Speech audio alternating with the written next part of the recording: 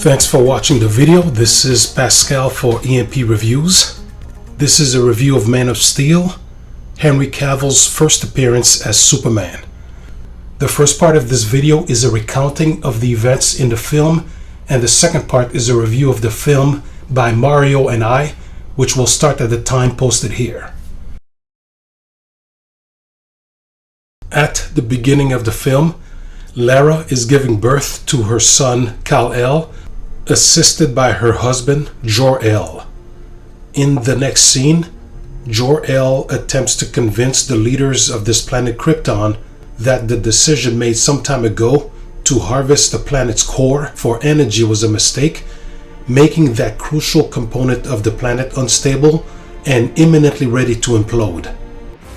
General Zod and his troops engage in a coup attempting to take over this government and simultaneously fail to convince Jor-El that they are on the same side, having disdain for the Council's failed leadership.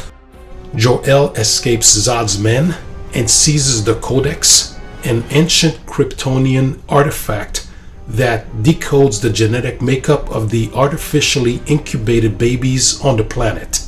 This was the mechanism employed by Kryptonians when the traditional method of reproduction was abandoned. The DNA material is inserted into Kal-El after he is placed inside an interstellar ship and escapes for the child when the planet collapses. Zod demands the Codex from Jor-El and kills him when he refuses to hand it over. Lara launches the ship while mourning the loss of her husband. The coup is defeated and the general and his troops are sentenced to the Phantom Zone parallel dimension. Zod does not know that the Codex is not part of Kal-El, but he believes it is with the child traveling through space, swearing that one day he will procure the Kryptonian biological material. The planet soon implodes and Jor-El eventually crashes on Earth. Decades later, as a full adult with the name Clark Kent, he saves a group of men from a fiery collapsing oil rig. Subsequent scenes show him dealing with the excruciating onset of his superhuman abilities as a child and his use of these abilities to save his classmates. His human father, Jonathan Kent, attempts to teach Clark to keep these powers secret from the public, fearing the undoubted negative reaction from the world if they were revealed. Kent shows him the ship he arrived in, the Kryptonian command key, and conveys to him the immense implications of his existence in the universe. The next scene is one of two where Clark, years later, abstains from using his super strength, at least in public. The second incident occurs almost at the halfway point in the film, while at the mercy of some teens. But in the first occasion, there is some covert payback. Lois Lane makes her first appearance doing a news report covering an extremely large object found by US military 300 meters underground in Arctic ice. As Clark is part of that military crew, that night she secretly follows him into the Discovery, which is a drone sent 20,000 years ago from Krypton. Clark inserts his Kryptonian command key into a console, which deactivates a defense robot's attacks. Soon after Clark leaves that area, the Sentinel injures Lois, however, who is saved by him and who addresses her wounds. The ship cracks itself out of the ice and departs, much to the amazement of the military, whose troops later recover Lois. Her editor, Perry White, at the Daily Planet newspaper, refuses to release the story considering its extraterrestrial implications, as well as the government's denial of any alien insinuations. She gives the story to a conspiratorial online entity, which releases it, and White later punishes her for doing so. Back on the drone ship, Clark speaks to a facsimile of his father Jor-El, initiated by the command key and the onboard systems. He tells his son his original name, his origins, the origins of this craft, and the ultimate failure of the Kryptonian race in spite of 100 millennia of progress. Artificial reproduction, abandonment of interstellar exploration, and a depletion of resources led to the collapse of the people and the planet itself, ultimately leading to the transportation of Kal-El to Earth.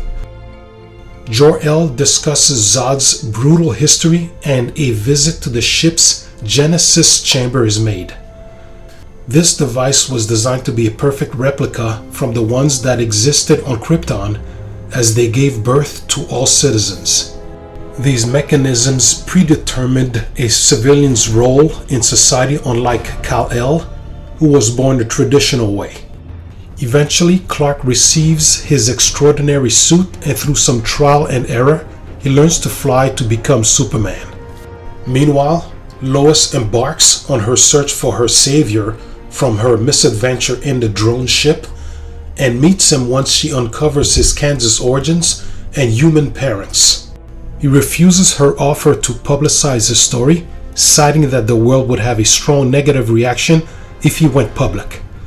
This exchange leads to a past event where Jonathan stops Clark from saving his life, since doing so would mean outing himself as a super being. If there was a time for his revelation to the public, it was still too early.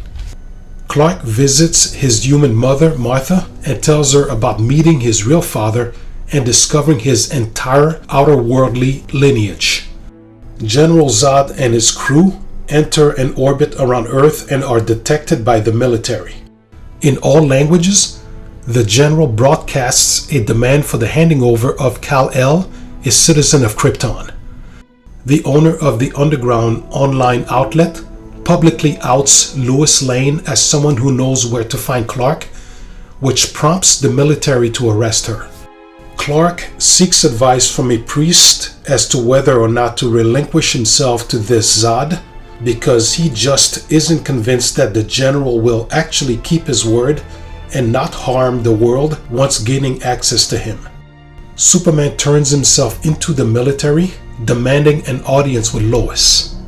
Eventually, he is handed over to Feora, one of Zod's crewmen, who also demands Lois. En route to the main ship, Clark secretly gives Lois the command key before she is outfitted with an oxygen mask. He is not similarly helped, as the Kryptonian environment maintained in the ship incapacitates him, interrupting his first meeting with the general. While under, he has a conversation with Zod, where the commander discusses his sentence, his witnessing the destruction of their home, and the subsequent visiting of Kryptonian colonial outposts, only to find death. But there they gathered weapons and a world engine device. Decades later, they detected a signal from Kal's scout ship, which was initiated when he activated the craft on Earth. Zod then reveals his intentions to use the Codex and the engine to renew the existence of the Kryptonian race on Earth, which would genocide the human race, a completely acceptable outcome according to him.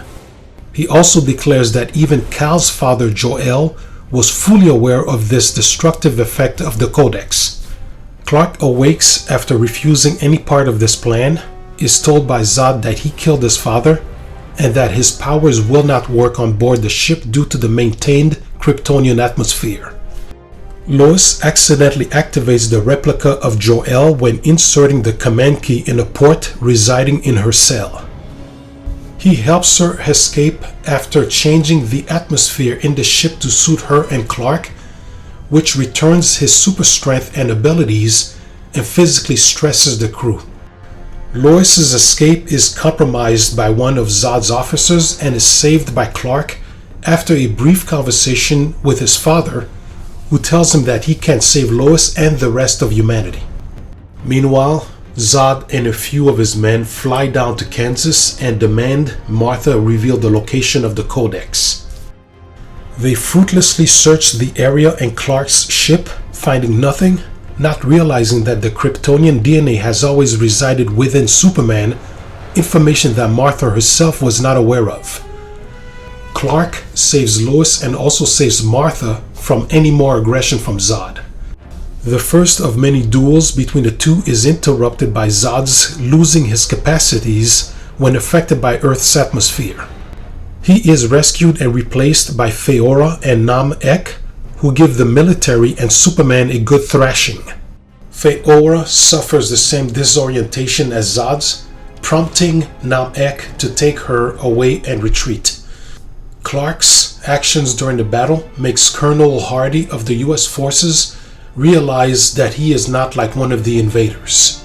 Clark tells his mother about the dangers to the world if the Codex is activated, also not knowing that he himself carries the biological substance. Scientist Jax-Ur, however, finally makes this discovery, having studied a blood sample he took from Clark when he was immobilized. Zod deploys the world engine and activates it at the other side of the world, and with his primary ship now directly above Metropolis, together they both begin the process of turning the atmosphere into one that duplicates that of Krypton. Clark teams up with General Swanwick and Professor Hamilton to use his childhood Kryptonian spacecraft's technology to defeat Zod's apocalyptic device. Zod gets to the old Kryptonian scout ship to get to the Genesis chamber and speaks to a command key generated Jor-El, who tries to convince the general not to go through with the terraforming process. Meanwhile, on the other side of the world, the engine there defends itself from Superman once he approaches it. The military fails at destroying the ship in Metropolis, while Zod dismisses Jor-El's proposal of newly formed Kryptonians coexisting with humans, desiring genocide instead. He then destroys the Jor-El simulation. In the midst of the destruction emitted by Zod's ship, Perry tries to rescue one of his trapped employees while Superman painfully manages to destroy the world engine. As part of the Superman and General Swanwick plan, a military aircraft is set to hurl Kal-El's craft into Zod's vessel. The small ship needs to be activated in order to successfully defeat the giant spacecraft, but it refuses Lois's command key. Superman destroys the scout ship commanded by Zod, annihilating all of the commander's plans and saving Lois and the military crew in the process. Professor Hamilton fixes the problem with the key but is interrupted by a murderous Feora. He eventually activates the device moments before Colonel Hardy crashes the airplane into Zod's ship. As part of the plan, the desired black hole is created, sucking all of the Kryptonian criminal crew and their vessel into itself. Lois was thrown out of the airplane when Hardy abruptly changed the plane's direction. Superman struggles, but ultimately stops the black hole from also taking Lois. Soon after, he's confronted by an angered and depleted Zod, who attacks after swearing to kill off humanity once finished with him. The two battle aggressively, and Kal-El is forced to kill Zod in order to prevent him from obliterating a group of people. The final scenes show Superman thwarting military efforts to keep tabs on him, to the frustration of Swanwick, and Clark meeting with Martha in front of Jonathan Kent at the cemetery as they both discuss what he often spoke to Clark about, the unveiling of Superman to the world. Lastly, Clark gets a job as a reporter at the Daily Planet.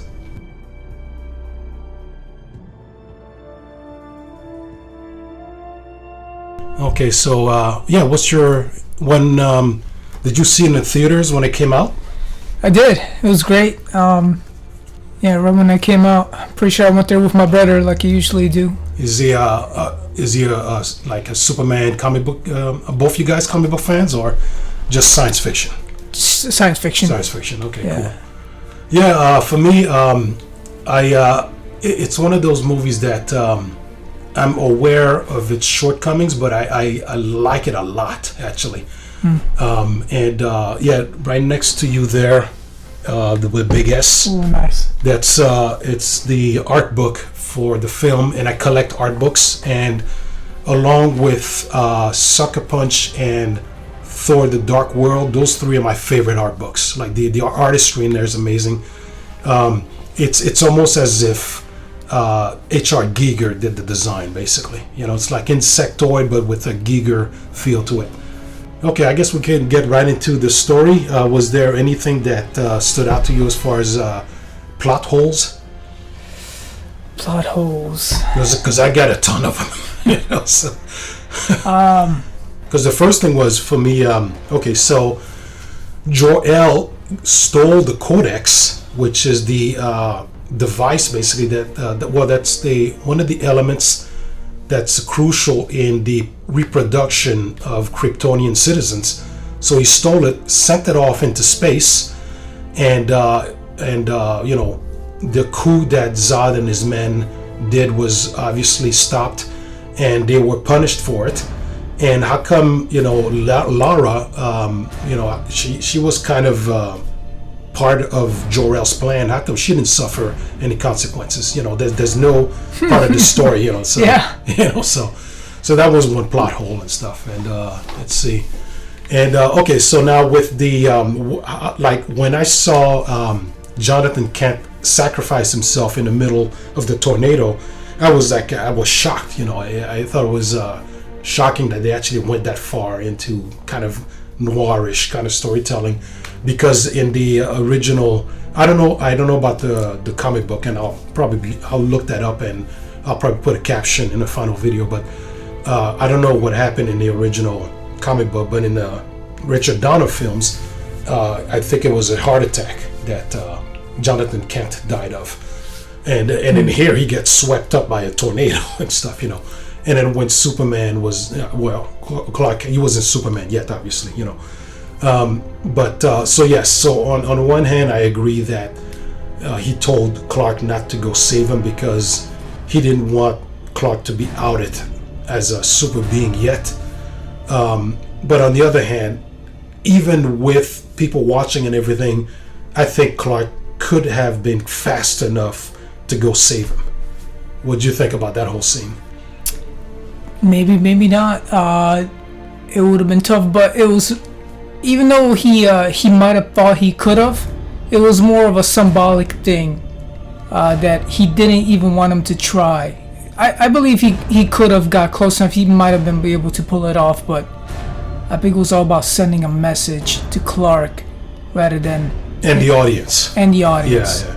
So I definitely see that, and that's definitely what the scene was all about. But it's a little bit of a plot hole for me. But in any way, okay. So, one more thing about the plot hole. The first one you mentioned, I find it hilarious how there's no security measures, no security system, even though. You mean with the codex? Yes, with the codex. Even though Kyle's father, he is the top scientist, so he probably has all the clearances to go anywhere and do anything he wants, most likely. Yeah, that's true. But. Yeah, it was kind of funny how he just able to just dove in there and it got in there and everything. Yeah, and that's something. When I make these videos, like I feel stupid because when I do research for the videos, I go through inch by inch in the story, and I recognize things that I should have, but I somehow missed the fact that there's a Genesis System Center. I think I'm probably not calling the right name, and that's something else I'm going to put in a video. But the area where Jor-El got the codex has what I think are Kryptonian embryos, and for some reason, even though Jor-El, the computer generated Jor-El in a scout ship, shows Clark Kent the same replica of that area in the scout ship. For some reason, it didn't occur to me that that's what that was. It was like because it basically, the scout ship is not only going out to explore the universe, but it's also a terraforming device, and so it's got components to make Kryptonians. So it's got the embryos there. For some reason, that didn't come clear until I watched the movie for this video. So. And I think that's one of the reasons my Doctor Strange video for the first movie is doing okay, is because I pointed out stuff like that. Like there's stuff that Doctor Strange fixed off screen because of the magic spells that he put in. And I didn't realize that until I did some research and stuff. So the scene where there's there's two scenes where Clark Kent stops himself from using his powers when he is being bullied. Yeah. And so in the first one, with the guy who spilled beer on his face, I think it's probably what you said again, in the sense that it's symbolic. So he instead of looking at it logically, I just have to accept the fact that even without going super boy or whatever, he could have just grabbed the guy's wrist and just threw him out of the bar, But because we're still into the mode of being secretive, he didn't do anything. It was kind of cool when the guy tried to shove him and Superman was like a brick wall, and yeah, that was kind of funny. And of course, he completely destroyed the guy's truck. The thing is that he probably knows that if he would have thrown him out of the club acting like a bouncer, it would have just caused actually more trouble. Because a guy like that, a character like that, is built to come back for more and become, get his revenge and win over the guy. So causing more problems. Yeah, exactly. So he probably knew that walking away is probably the best solution, because this guy's just going to keep coming. Well, at least the people who wrote the script, yes. Probably thinking that, yeah. Okay, yeah, that makes sense. And then, there's I don't have any particular issues with the school bullies, because there was a scene like that too where he could have beaten the crap out of him. But the good thing was Jonathan Kent was there to stop those boys, which is kind of cool. Not only is it's kind of a convenient thing, but it's also symbolic in the sense that he's a fatherly figure. Mm-hmm. Yes, that was kind of cool and stuff. So, okay, let's see. I thought, this is a nitpick, but I thought, because Zack Snyder, he is like, first of all, we won't get into it, and I'm just gonna, when I put this together, I'm just gonna put like one article to show how vile of a human being he is. That's a whole video, and I'll tell you about it some other time. But as a human being, he is not a nice guy. That's my opinion of him. But as much as I like, he's definitely, I think he used to do music videos, so he has a superb eye as far as like slow motion scenes and action and all that kind of stuff. But when the truck driver comes out and sees his truck demolished, his reaction is not normal. There should have been cursing. There should have been like, what the hell? And the guy just sat there with a dumb look on his face, and then they went on to another scene. The look I saw on his face was just not enough, right? No. It was actually fine. You got to understand, in this context, to him, it made no sense in reality. Like his perception of reality, this didn't compute.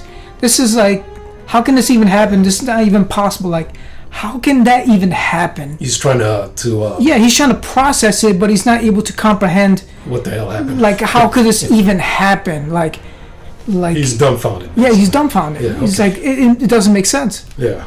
Okay then. All right. Let's see. Okay, something that I should have picked up on when I've seen the movie in the past, but I picked up on this only in watching it for this video, and it's the fact that when Lois Lane went to the Arctic because they discovered the scout ship in ice. Yeah. It's 300 meters beneath the ground, and for some reason I didn't realize that Clark went down there by digging his way through with his laser eyes.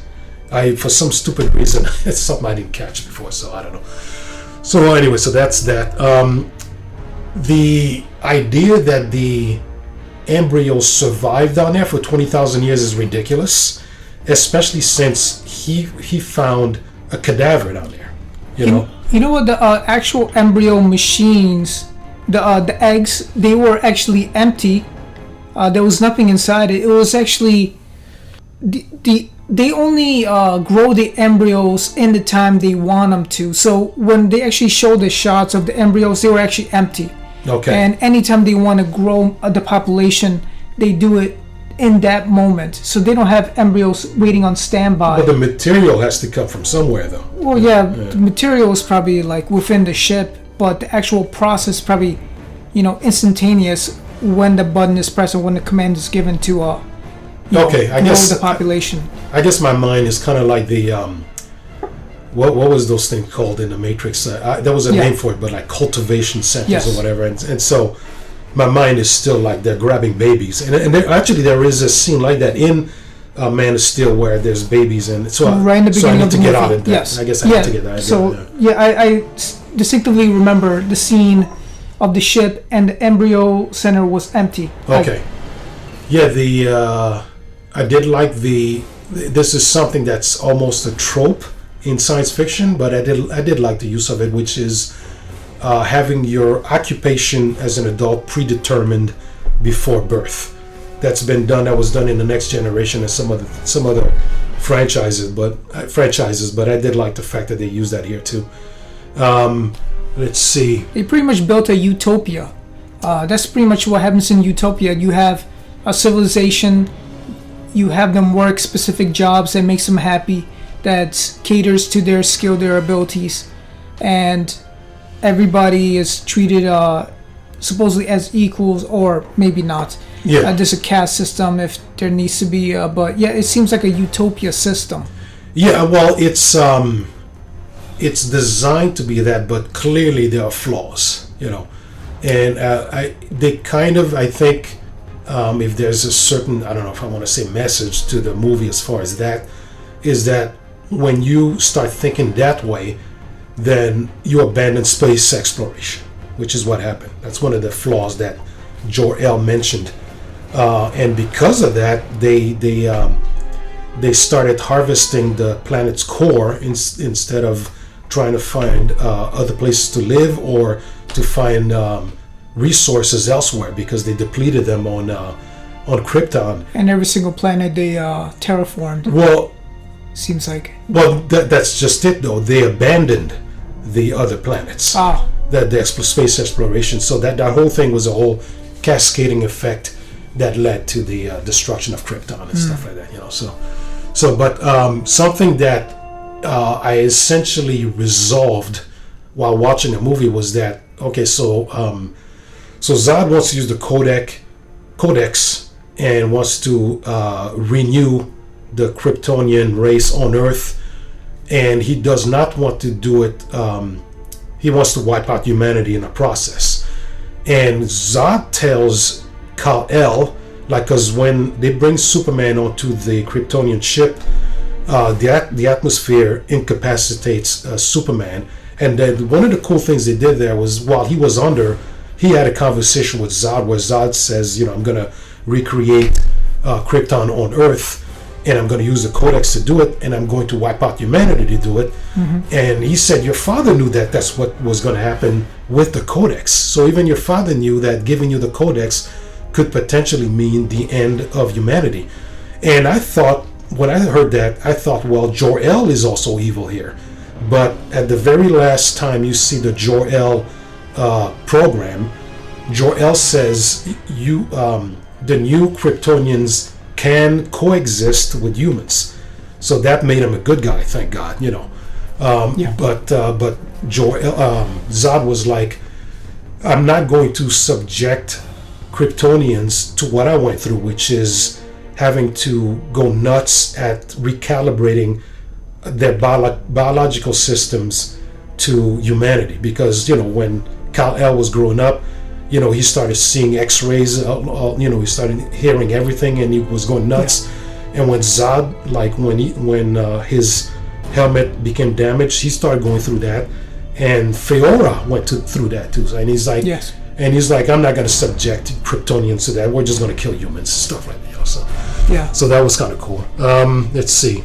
Oh, okay. So something that I should have caught, and Zod clearly mentions this, so I'm a little embarrassed to admit it, is the fact that the reason they got a hold of weapons and a world engine is because once Krypton exploded, Zod and his men were somehow, as a result, released from their imprisonment in the Phantom Zone, and so they saw Krypton explode, and they started just going to outposts to see if they could find more Kryptonians. But they went to some outposts, and everybody there was dead. But they got their weapons there and the world engine, so that's why they got a hold of it. Yes. For some reason I didn't catch that. But so there is some religious undertone here. The movie's been accused of doing that, and I certainly agree. It kind of looked that way right after he saved the men from the oil rig, because he was floating in the water with his arms out. When he jumped out of Zod's spaceship to go and get Lois, his arms were out like he was almost like a crucifix. Let's see, and right before he said that, Jor-El said you could save Lois and humanity. So they're throwing the savior thing out there, and there's a little bit of that tone with the priest when he went to speak to the priest, and he's like, I'm the one they're looking for, and I'm not sure I should give myself up because I don't trust this guy, Zod.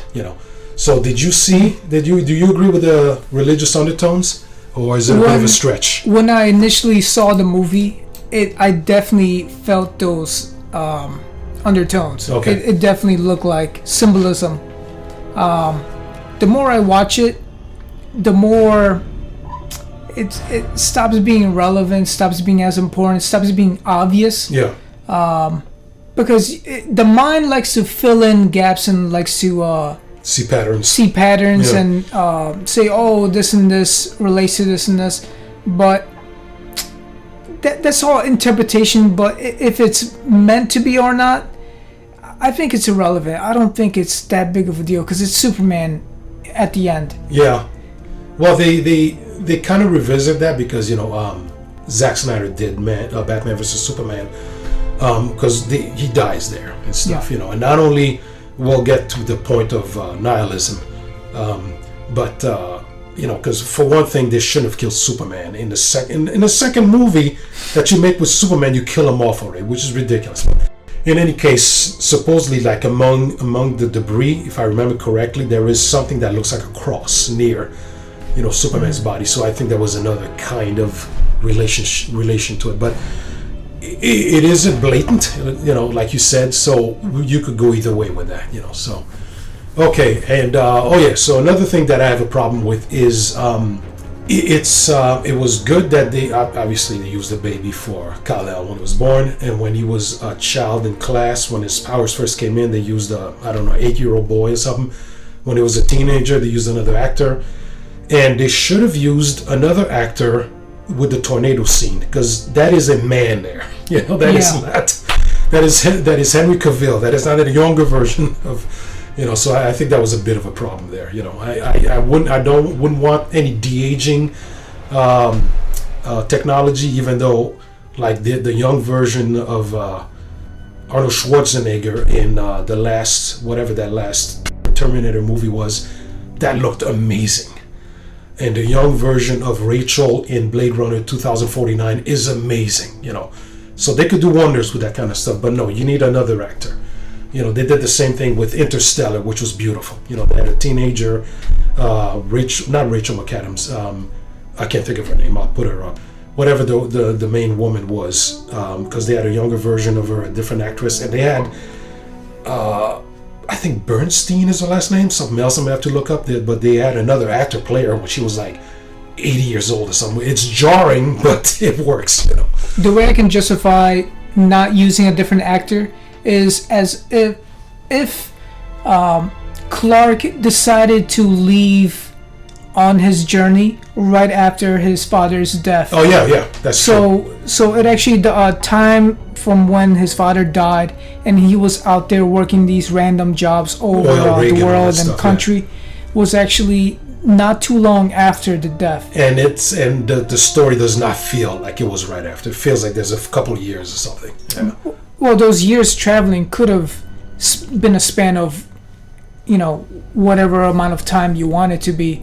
There's no. They probably intentionally gave it no specific time. Yeah, that I but can it remember. does feel like the tornado scene and Yeah. then the oil rig scene. It felt like it was a bunch of years, and so Yeah. he shouldn't have not have looked the same to me anyway.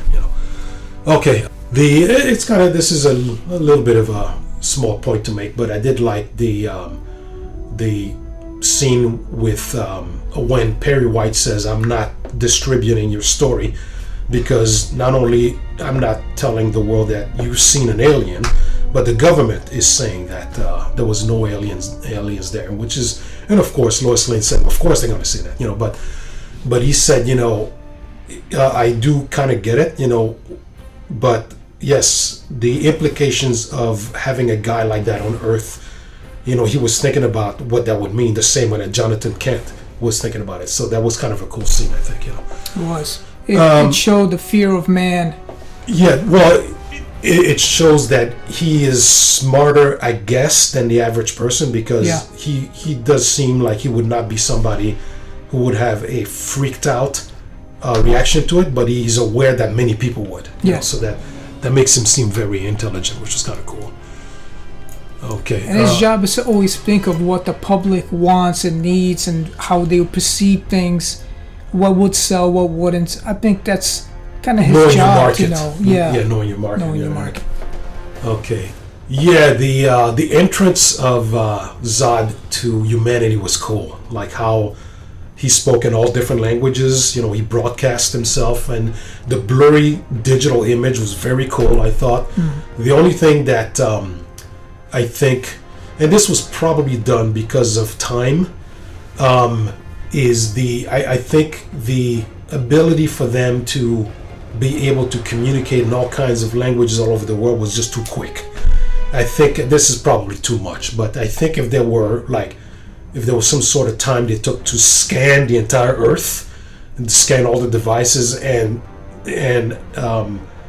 somehow have technology that could decipher all the languages in the world, I think I would have appreciated an explanation as to how they were able to do that quickly. That's just they could have. They might have just cut it out for editing's sake. Just like a director's cut of Man of Steel or something. Yeah, maybe there's just so many scenes they had to cut, or so many ideas they had to not shoot because they got a tight time limit they're trying to stick to, and they're trying to cut as much as possible. And they probably think, if we show just a couple countries, different languages, it will get the point across to the audience. Well, I'm fine with that. I'm just saying the gathering of that information is what I wish was. But yeah, it's probably because of time. Like, because we should probably do Prometheus one day.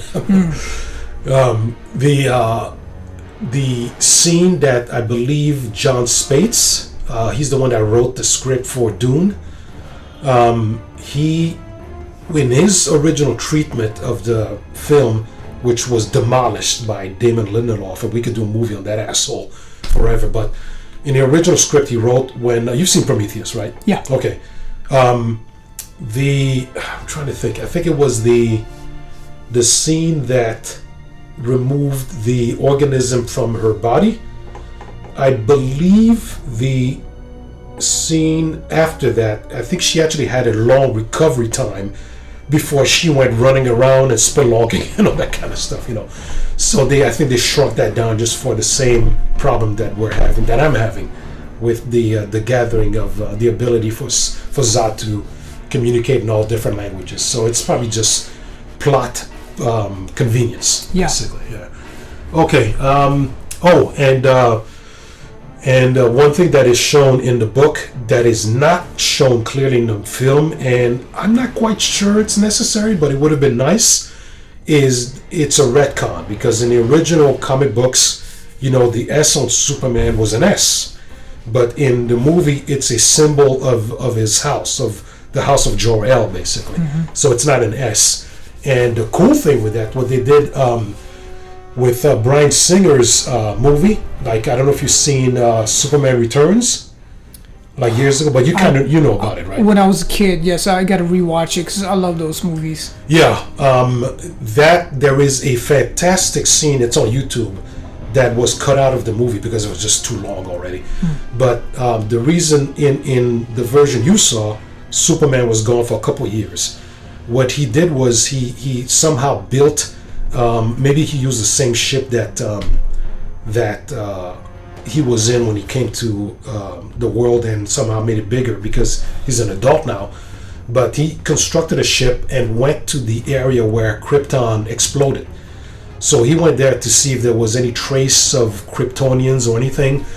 And this is crazy. It's illogical, but he discovers the remains of his lineage. So there's a gigantic S, like made out of crystals and all that stuff. It's fantastic, but it's a great scene because there's a bunch of kryptonite there.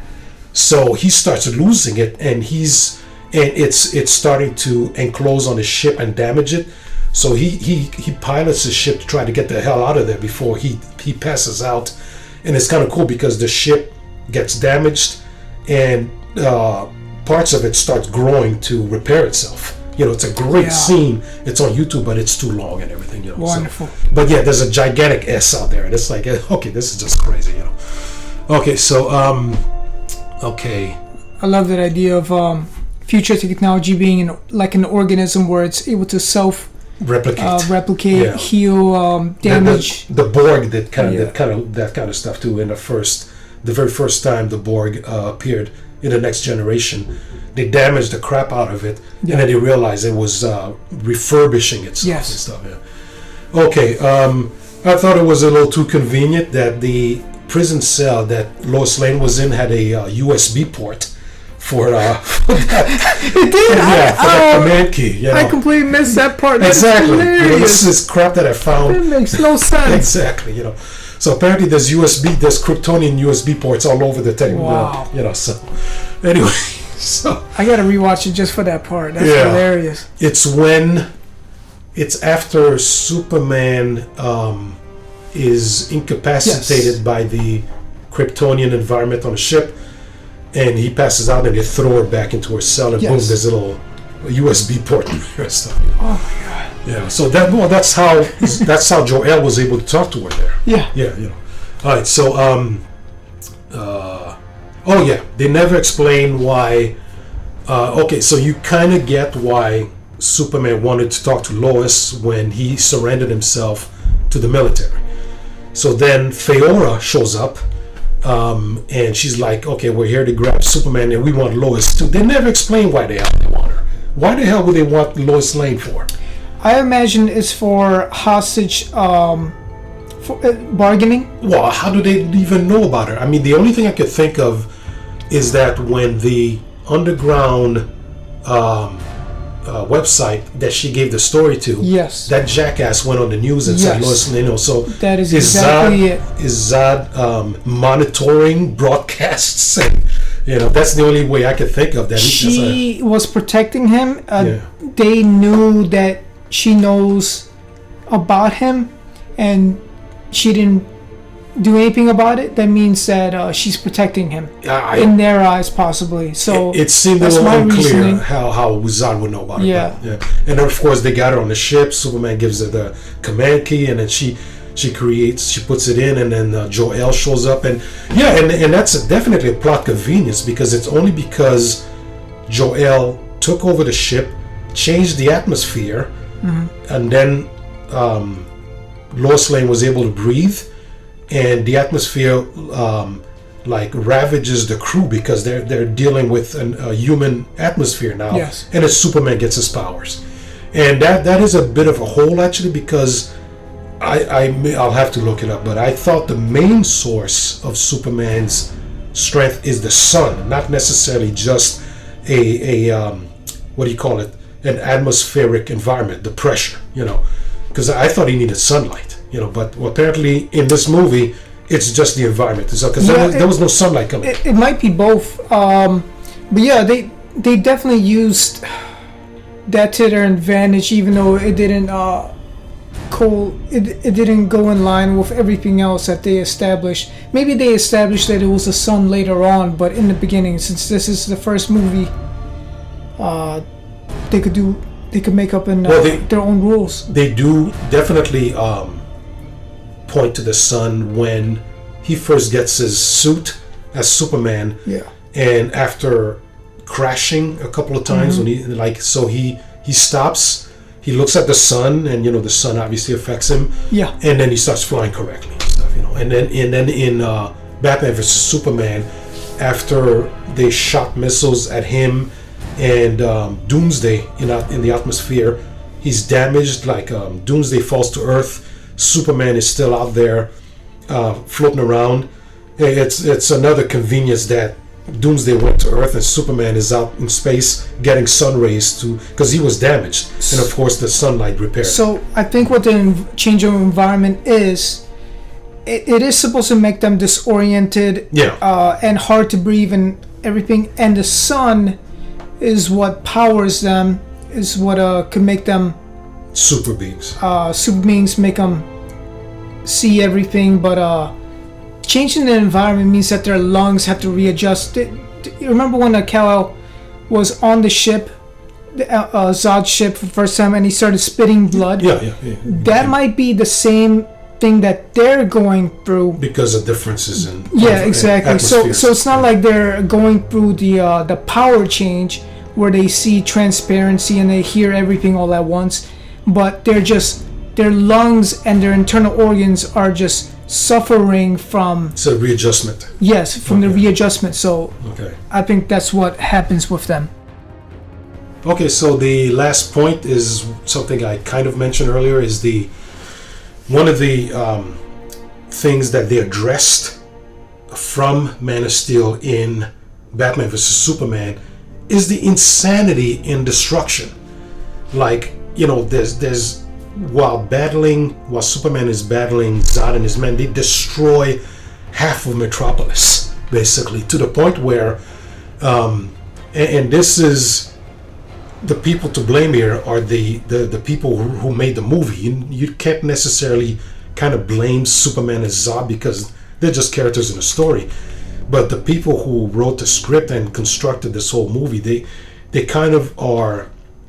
They're not making Superman respond to the amount of destruction that's happening in the movie, and so what happened in Batman vs Superman, they made sure to move the battle between Doomsday and Superman away from civilization, and there's even somebody who said rush hour is over or something like that. They made a reference to that. Because they destroyed half of Metropolis, and then to make it worse, like after Superman finally destroyed the scout ship that Zod was bringing to Metropolis, it crashes down, and Zod is like, "Look at this! This is the remains of Krypton," and he's looking at dust, basically, which probably is another level of nihilism. Like Krypton is dead, And before that conversation, in the midst of dust and burning buildings and everything, Superman makes out with Lois and shit. It's like trauma and almost dying makes you horny. Yes, yeah. And then of course, and then it's weird because, like what happened was many people were attacking. The people were very offended by Superman killing Zod. They're like, Superman doesn't kill, and Superman killed in the Richard Donner movies, like back in the 70s, and in the comic books. And for some reason, in these environments, with the Zack Snyder universe and the way things are made, and of course he dies in Batman vs Superman, it's more nihilistic, And I don't know if you had that sense at all. What was your reaction? Did you have any understanding of that at all, or is it just people who are picky like me about it? Because my thing is, I could take that stuff. My favorite horror film is Silent Hill, and that is, they were like the cult try to burn this little girl alive. So when it's in a horror film, I could take it, but when that kind of stuff is brought into more mainstream products, it's jarring. I actually expected the movie to be sanitized and to keep with tradition where Superman never kills. Yeah. But they decided to have him go against Zod, which is his equal and actually superior. He's way superior. He was genetically chosen, bred, and trained to be a warrior all his life. Yeah. Which is another thing I find hilarious, how Zod was not able to just steamroll an amateur fighter that, yes, did have superpowers, but was an amateur. He could have seen every single one of his punches coming. He could have used his force against him, like Hapkido. You know, he could have got out of the chokehold by putting his arm in the right place. The argument against that is the fact that the absolute training and abilities that Zod has is based on Krypton, not Earth. So this is a different environment, and Superman is used to it. And the proof of that is how disoriented Zod was after his mask started to fall apart. So there's that. I would like to believe that argument, but we're talking about body mechanics, and they have the same mechanics as humans, which means the body works the same way. In martial arts, it's based around how the body works and moves and how it's orientated. So I imagine their martial arts will be very similar to ours. So he did have the fight with Jor-El and killed him. Well, no. Jor-El beat him up. The only reason he beat Jor-El was because he was caught off guard. So well, there you go. Like Jor-El defeated him. So there's that. So anyway, okay. Back on point when you were asking. So it did seem sanitized, but nihilism. They did make him go against an opponent that was far more stronger, far more evil, someone that wouldn't stop until the whole Earth was going to be destroyed and all its population was destroyed. So they put him in a situation where he has to kill him. Like if he doesn't, that means extinction. So. Oh yeah. But I'm saying that the writers created that situation. Yes. So we can't necessarily look at it like this is something that just happened during the battle. The battle is something the writers created, and I think the writers are nihilistic, because of that. I mean, that's what happened in Batman vs Superman was definitely nihilistic, and I think, like, I don't know, the problem with having a very young and small YouTube channel like me is I can't go out and make a 3-hour video. It's ridiculous, because I want to make a video about Hollywood's obsession with nihilism, and Batman vs Superman and Man of Steel is definitely going to go in there, but what you're saying is unfortunately not happenstance. This is the scene where Zod was about to fry those people who were cornered. That's not something that just happened by coincidence while they were fighting. This is something the writers constructed. Yes. And so that's they put a plot device to make Superman kill somebody, in a nihilistic fashion, I'm surprised they didn't have her make out with Lois afterwards. What will make a perfect person kill somebody? I don't know, because that's what Henry Cavill just said. Now that he's back as Superman, he said not only did he leave the Watcher, the Witcher, because the producers were hell bent on deviating from the source material, which is what he loved. Yes. So there's that makes him a great person in Hollywood. Yeah. But he was just in an interview, and he said that optimism is how I'm going to try to portray this re-embarking of Superman. Because there was a machinery in Warner Brothers that wanted to replace Batman, that wanted to replace Superman with Batgirl and Supergirl, and we're talking about a Batgirl that does not look like the commissioner's daughter, who was Batgirl, and the Supergirl does not look like the original blonde-headed Supergirl. It was a different Supergirl. So they were trying to wipe away Batman and Superman. So the Warner Brothers is billions of dollars in debt. So AT&T bought it. AT&T sold it to Discovery. Discovery came in, and the head of Discovery, Zaslav, fired all those people. So that's why Black Adam is a lot more, I guess, uplifting than this whole thing. But in any case, Zaslav, the Dwayne Johnson, and Henry Cavill. Dwayne Johnson's agent is his ex-wife, and she's also Henry Cavill's agent. So they all the Dwayne Johnson said it took him 6 years to get Black Adam done.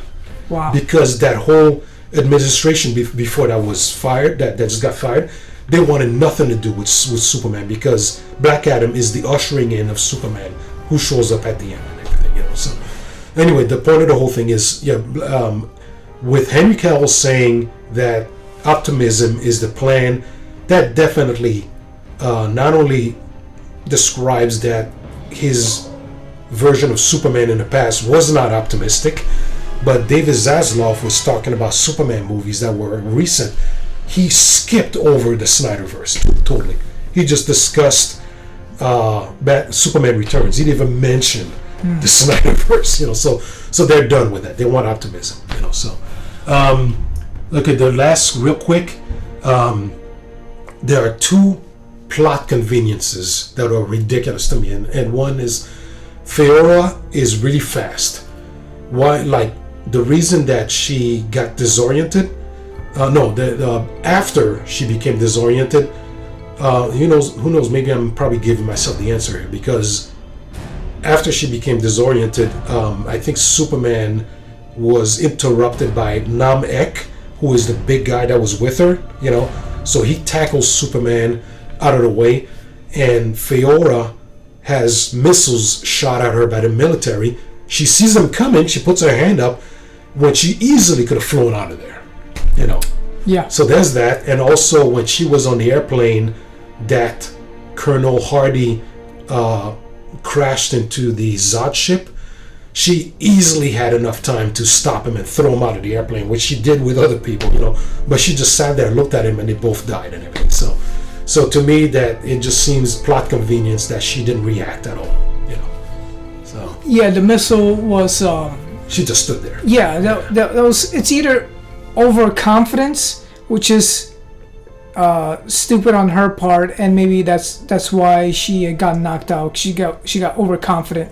Or I will say she was disoriented there, so maybe she was slowing. Yeah. She was slowed. Yeah, maybe she couldn't rely on her speed at that particular moment. But on the airplane, she could have stopped the pilot from crashing the plane. So, but yeah, that's what started. That is what started the black hole that sucked everything in and everything. And one thing I did catch that I missed before was when the black hole was created, and Jax who's the scientist doctor that works for Zod, he so I think I knew this, I'm not sure, but the reason they finally found out that the Codex was inside Superman and not something that was the Codex skull, which is what Zod was looking for, he thought it was inside of Kal-El's ship, but Jor-El put it inside of Superman. The reason they finally found out about that was because Jax got some blood from Superman before Superman regained his powers. Yes. So that's something I caught. But anyway, Kal-El's father never did reveal that he. Oh no, he didn't. Yeah, he didn't reveal that to Zod when Zod killed him. So Zod just assumed it's somewhere around. Oh yeah, because that's what he said when he was sent to the Phantom Zone. He tells Lara, "I'm like, I will find him," because he didn't know it was inside Superman. But okay, so one more thing, really quick. When the ship crashed into the World Maker, Lois Lane fell out the back. Yes. And was not impacted by the explosion. She just freely fell, no consequences, no effects from the explosion. Actually, what I did finally realize today, was that she was about to get sucked into the black hole. Oh, okay. Superman, because Superman did catch her and take her away, but he had difficulty doing that because the black hole was sucking everything. Yeah, I remember that part. Yeah. I just I kind of found it funny how the explosion itself into the World Maker didn't have any effect on her falling. It did. It just took some time because I think the black hole was expanding and finally collapsed. Yes. Okay.